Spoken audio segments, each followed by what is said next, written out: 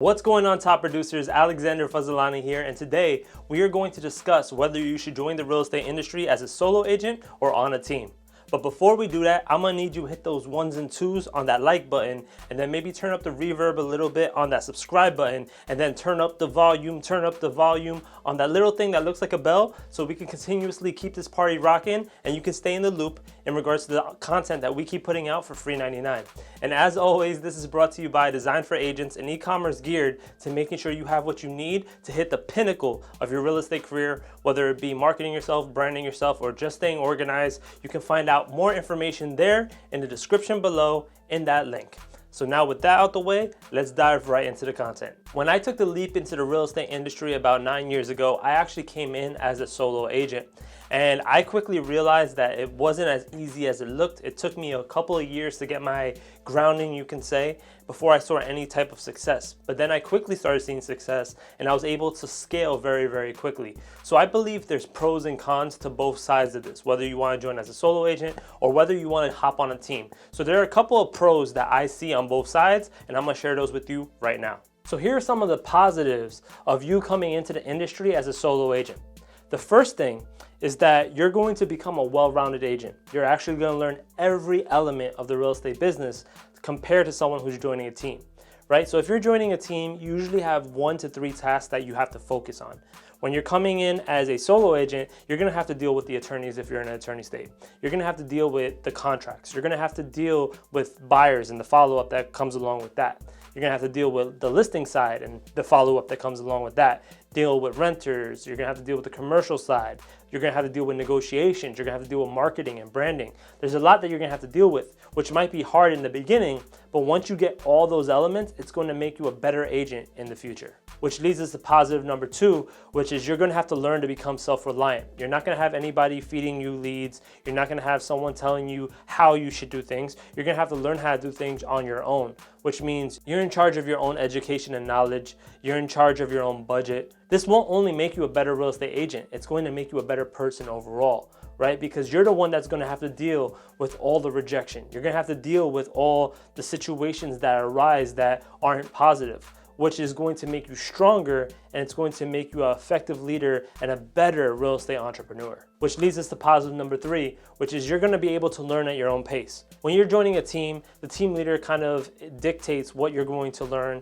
and what you have to do. But when you're a solo agent, you're kind of in charge of learning things as you go. You're learning through your failures. I like to call it trial by fire, right? It took me about 1.5 years to actually become profitable, but in that 1.5 years, I learned so much about the business. I learned so much about seller psychology. I learned so much by going out there and doing it that it really, really helped me become the person that I am today. Which leads us to positive number 4, and the main reason that most agents become solo agents is that you get to keep more capital for yourself.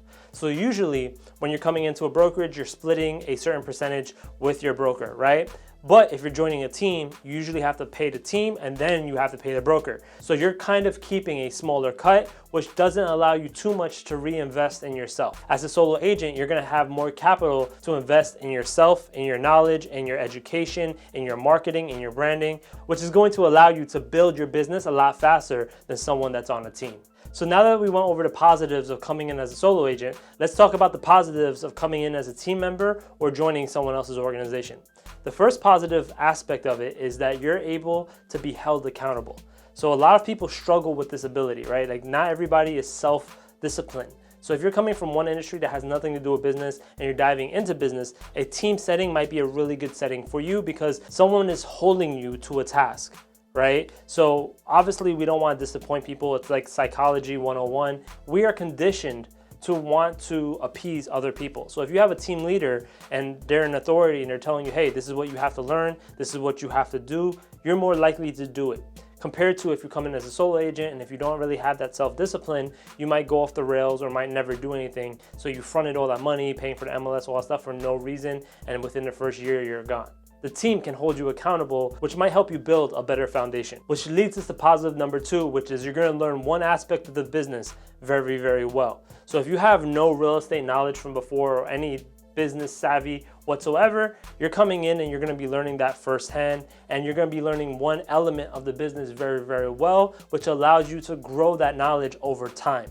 right? So you're kind of going from that 9 to 5 into like another kind of 9 to 5 situation where you're going to have that accountability that's going to help you so you can actually succeed at one element and then move to the next element and succeed at that element and move to the next element, which is going to take a longer time. However, it's going to help you build upon your skills and actually see what elements of real estate that you like best. Which leads us to positive number 3, which is consistent business. So if you're coming from a different industry altogether and you're new to it, right? Obtaining your own business and lead generation could be very, very difficult.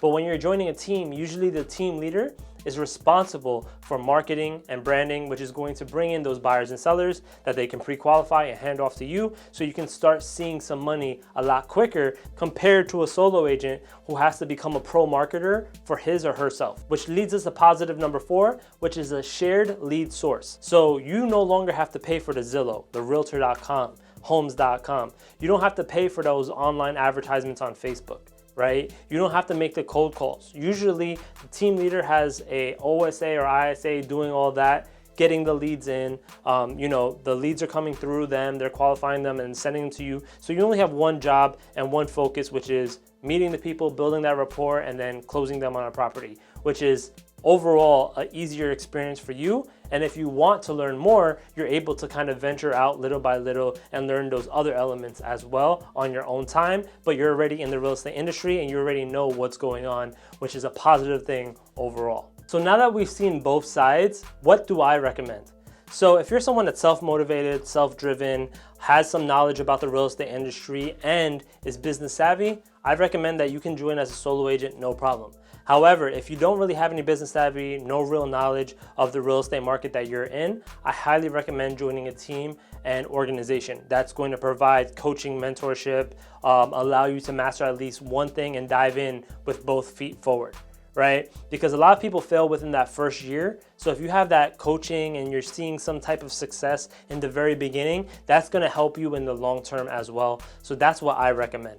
That's the difference between joining as a solo agent or joining as a team member. If you have any questions in regards to that or are interested in possibly joining our team at Ian Alexander, please shoot me a DM on Instagram and Facebook. I'm very active there. And as always, this is brought to you by Design for Agents, an e-commerce geared to making sure you have what you need in order to succeed in the real estate industry, whether it be organizing your business, marketing your business, branding your business. You can find all that information in the description below. And again, my name is Alexander Fazlani, and I am looking forward to you getting more accepted offers, closing more deals, and overall just crushing it in your career. So I'll see you guys in the next video. Adios.